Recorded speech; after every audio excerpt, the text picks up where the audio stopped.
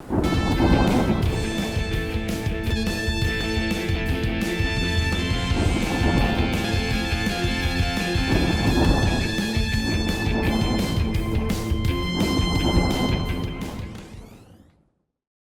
amis, bonjour et bienvenue dans ma colère. Oh, aujourd'hui une gentille colère. Elle est contre Papa Larcher, notre cher Papa Larcher du Sénat. Oui, je suis en colère, comme beaucoup de commentateurs l'ont été aussi, parce qu'il a proféré à l'égard de Mélenchon une phrase qui a surpris dans sa bouche. Ferme ta gueule, Mélenchon, a-t-il dit. Alors, cette flèche sonore et vulgaire qui est sortie de la bouche de Larcher, elle a quand même surpris, parce qu'on n'est pas habitué à le voir ainsi parler.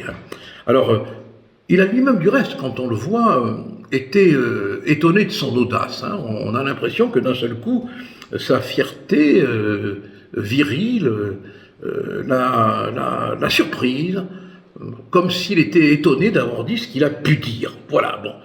Alors, on a l'impression qu'il n'en est même pas revenu lui-même de ce qu'il a pu dire, mais en tout cas, son propos, émanant quand même du président du Sénat, qui parlait un peu comme une racaille repue, a surpris. Voilà, ça a provoqué une émotion médiatique, une émotion politique, et surtout, pour être très franc, une émotion du vide, parce qu'aujourd'hui, on est tellement dans le vide que pour le combler, tout est bon, et peut-être même du reste que Larcher a voulu, pour exister, combler de sa présence sonore ce vide.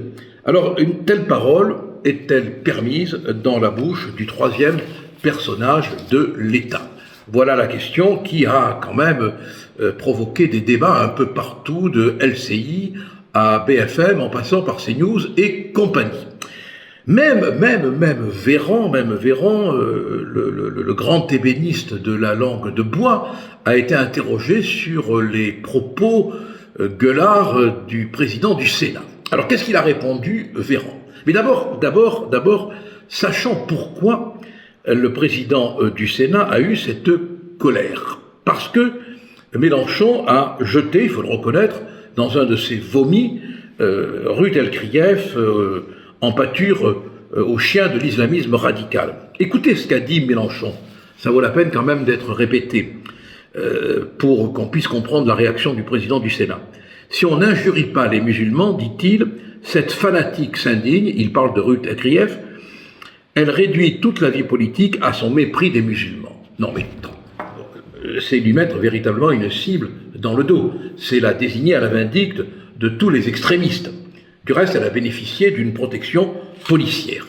Alors Véran, qu'est-ce qu'il répond à la question qu'un journaliste lui pose?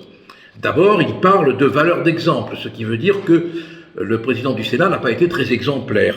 Et ensuite, il dit qu'on peut quand même en avoir ras-le-bol de Mélenchon. Bon voilà, on est encore dans le « en même temps » de cette lâcheté rhétorique. Bon, mais il est quand même mal placé, Véran, pour parler de valeur d'exemple, quand on se rappelle Macron et ses cabrioles dans le parc de l'Élysée, Macron et ses photos,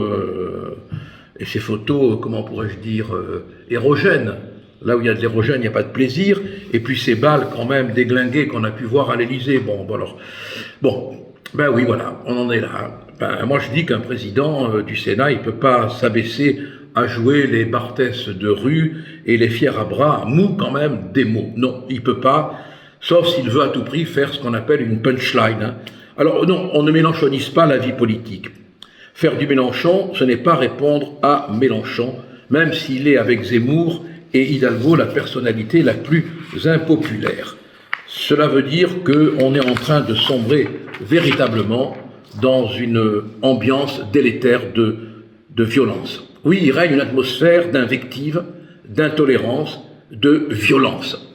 Et Larcher, malgré ses bonnes manières, a succombé à cette atmosphère. Atmosphère. Tiens, Larcher a une gueule d'atmosphère.